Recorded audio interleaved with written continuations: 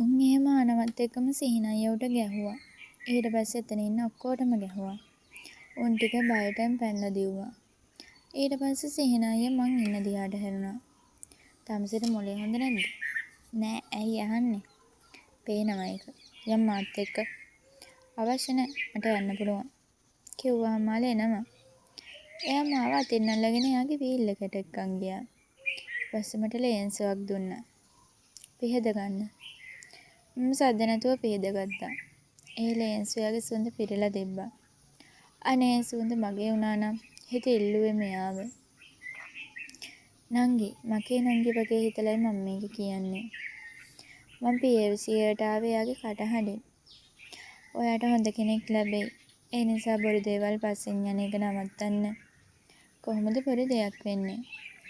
ඉතින් ළමයෝ මම ආදරය කරන්නේ ගිමන්සටනේ. ඒ නිසා ඔයා කොච්චර පස්සෙන් ආවත් මගේ හිතේ එහෙම ආදරයක් ඇති වෙන්නේ නෑ. හරි ගමක් නෑ. ඔයත් නොලැබෙන බව දැන දැනත් ගිමන්සට ආදරේනේ. මමත් ඒ වගේ තමයි. හිමි කරගන්න එකම නෙවෙයි ආදරේ. මොකක්ද ඒ කතාව? මොකුත් නෑ. ඔයා මොකක් හරි දෙයක් හංගනවද? නෑ.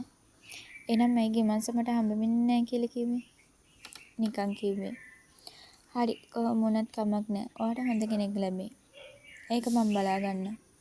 මම එහෙම කියලා ඉක්මනට බෑලා ගෙදරට ගියා. මම වොච් එකක් දාගෙන ලොකු දුකක් එක්ක ඇඳට ආවේ එයාව මතක් කරගෙන. එයා කියපු හැම වචනයක්ම මගේ හිතට තදින්ම කාවැදුනා. මොකද මම එයාට ආදරය කරාට එයා මට ආදරය කරේ නැති නිසා.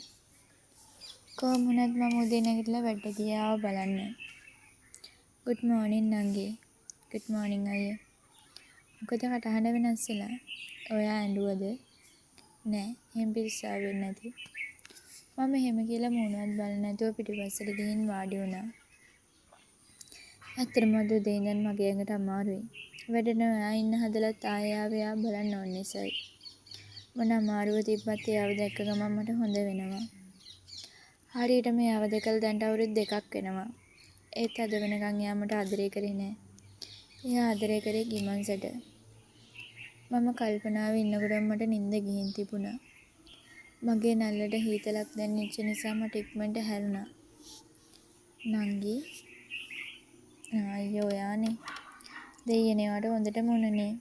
ඇයි මෙහෙම තියාගෙන වැඩට යන්නේ? ඔයා බලන්න ඕන නිසායි ආවේ. නංගි විකාර කරන එක නවත්තනවා. හා. දැන් ඕම් වැඩට යන්න බෑනේ. යමු බෙහෙත් ගන්න. මට ඕන බෙහෙත් එකක් නෑ. මම ගැන හොයන්න ඕනේ නෑ.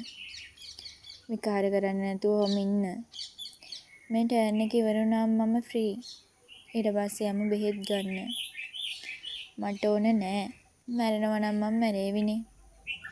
මගේ අකා උස්සන්න නැතුව ඉන්නවා. ඒකට නම් මම පොඩ්ඩක් ඇස්සිලා ගියා. ඒ නිසා මම එයා කියන එක ඇහුවා.